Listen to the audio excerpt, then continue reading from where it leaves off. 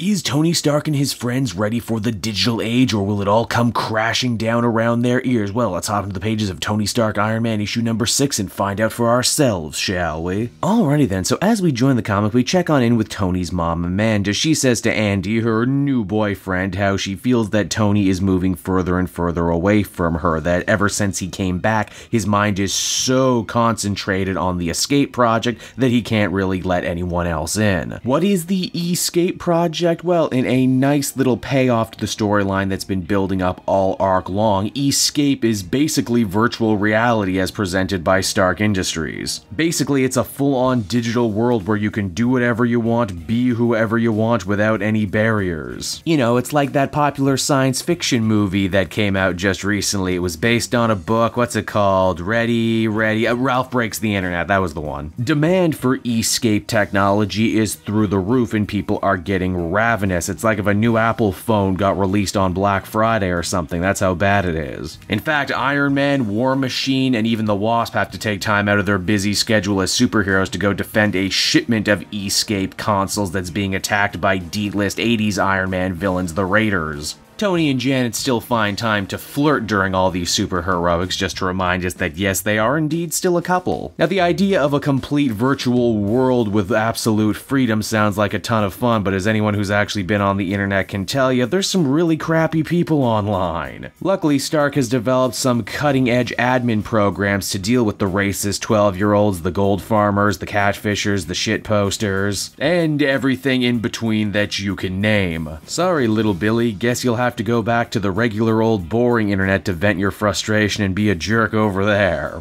At first, this super admin program seemed like it was doing its job just fine, banning only the people who deserved it, but now Stark is saying it's banning all sorts of people all over the world. This kind of glitch could be really bad for the initial launch of the Escape, and because of that, Tony blows off his mom to go inside the simulation itself to try and get to the bottom of what's going on. Obviously, his mom isn't happy about this, but Andy, being a genius, is able to jerry-rig an Escape headset for Amanda so she can go into the simulation and have a confrontation with her son. Oh no, Tony's mom's on the virtual reality. It's like when your mom got on Facebook, but 100 times worse. I give it 5 minutes before she starts sharing Minion memes that make no sense. I do actually quite appreciate that Iron Man's form he takes while looking for a problem is just a stealth version of the Iron Man suit, and his mom takes the form of her younger, hotter, more punk rock self. Mother and son end up getting into something of a domestic dispute inside the simulation, which catches the attention of the roided up admin bot. He goes after Amanda, and we see this time after she gets booted from the game, she actually ends up having a seizure in real life. Yeah, I mean, that's pretty bad, but not nearly as bad as the Samsung phones that blew up on people, Joel said as a proud Samsung phone owner. Now, who exactly is behind the Escape program going nuts like this? Well, it's revealed that this was the Controller's master plan. Obviously, we've been seeing him all throughout this arc, and now he's ready to make his power play. As the comic winds down, too, Controller goes out of his way to reinstate everyone on the ban list and turns them loose within the Escape simulation to run amok. Wow, his ultimate plan was to weaponize trolls. That's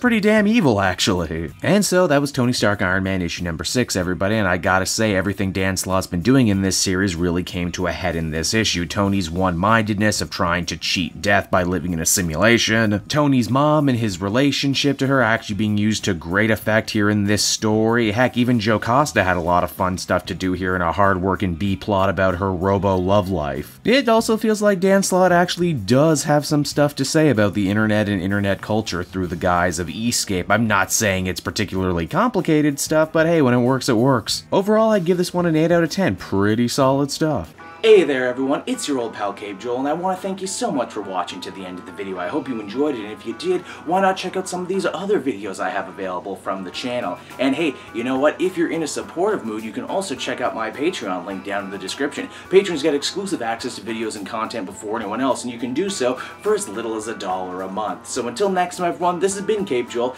Thank you so much for watching, and I will be back again next time with more comic content that smacks of greatness. Bye-bye everyone.